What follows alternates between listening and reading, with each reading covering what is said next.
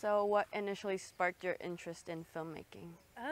Well, as a child, I'd always go around with, do you have iMovie here, or like little kind of iPad software, and I'd just kind of make really weird films. And then in lockdown, I just had this idea of this weird kind of surreal film, and since then I don't know, I've just really enjoyed playing around. And did you have any mentors in your life that kind of influenced your I think filmmaking for the journey? start of filmmaking, it was just me, but then my dad, because he's an actor, he definitely helped.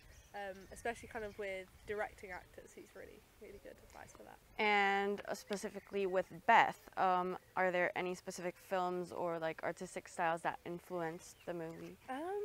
Well, there is a film that no one really knows. It's called A Field in England, and it's got these kind of people standing in a field kind of throughout the film. So that kind of influenced the shot when they're standing in the field. But apart from that, no, not really. I mean, afterwards, a lot of people kind of made connections with it, but no, not really a film that influenced it. No. And because Beth was based on a true story, how did you find out about it, and how do you personally connect with the story? Well, there was a book about old kind of asylum patients, and they lived in an asylum that's about 10 minutes from my house. So it was quite crazy that so many stories were in this book, and they were so close to me.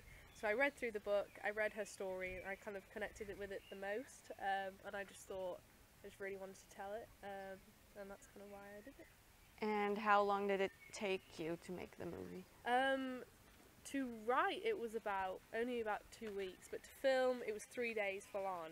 The most time was probably editing it, which took about a month and a bit, just we wanted to get the perfect edit for it in the end. And do you have any specific filmmakers who influence your style of shooting films? Do I? I think initially it was David Lynch. I was very into David Lynch.